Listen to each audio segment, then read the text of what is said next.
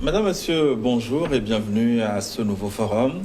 Alors que l'Afrique fait face à un sérieux déficit en matière de main-d'œuvre pour satisfaire la demande du travail avec un besoin estimé à près de 450 millions de postes d'ici les 20 prochaines années, l'offre ne pourrait tout au plus excéder que les 100 millions d'emplois.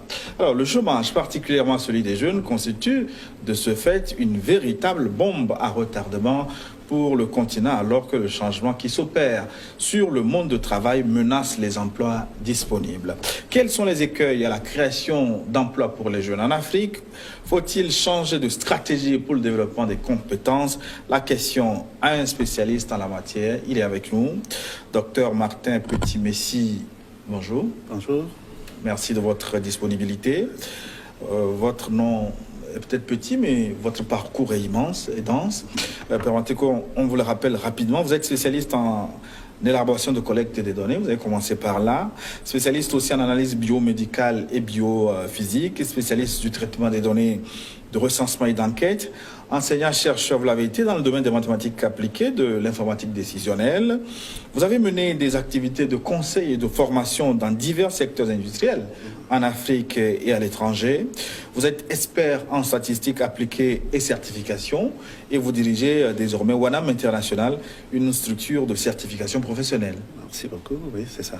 C'est exact. Oui, bien.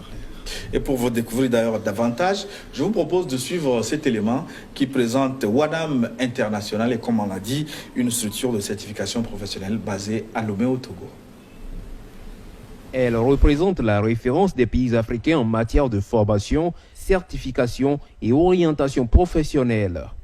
Pour ces programmes, WANAM International Togo se donne comme mission de permettre à tout individu, quel que soit son niveau scolaire, d'être inscrit et de suivre des formations certifiées dans le domaine choisi.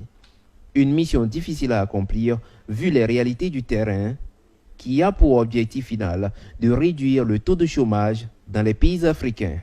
L'émergence aujourd'hui, c'est les hommes qui la font. C'est les hommes qui la font. WANAM International n'est pas simplement une structure destinée aux étudiants, c'est une structure destinée à tous ceux ou celles qui veulent acquérir des compétences et utiliser ces compétences pour avoir des titres d'expert dans leur domaine choisi. Alors, il va sans dire aujourd'hui que ce problème est déjà résolu.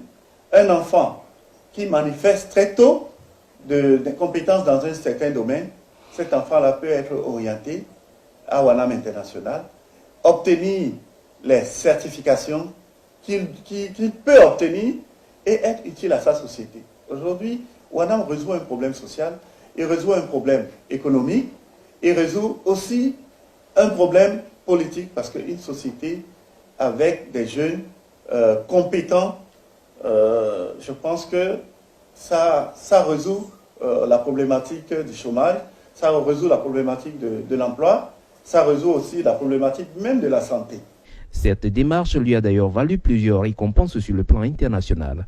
Les plus récentes, New York et Genève, pour le prix Platinum of Leadership International.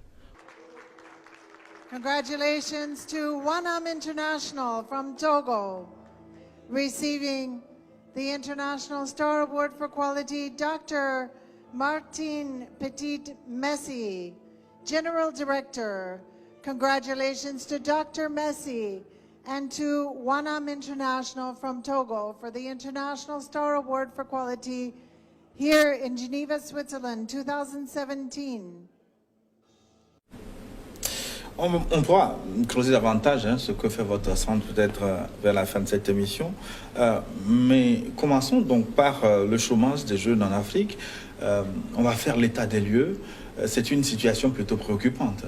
Oui, effectivement, vous savez, votre problématique cadre bien aujourd'hui avec les données des Nations Unies, les données de l'Union européenne, les données même de l'Union africaine, où il est démontré que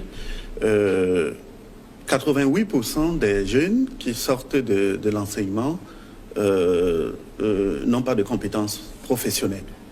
88%. Donc vous voyez que seuls 12% s'orientent vers des compétences professionnelles. Alors, le problème qui se pose, c'est comment intégrer les formations académiques à la compétence professionnelle qui s'opère après avoir obtenu les diplômes. Donc, il se pose là deux problèmes. Le premier, les jeunes se font former, mais n'ont pas de compétences. Ben, c'est parce que la formation n'est pas directement liée à la compétence. Je pense que c'est ce que l'historique nous ramène à comprendre aujourd'hui, que déjà d'abord, nos modules ou bien nos cycles de formation ne sont pas des entités qui se soldent par des acquisitions de compétences, ça se solde par des acquisitions de diplômes.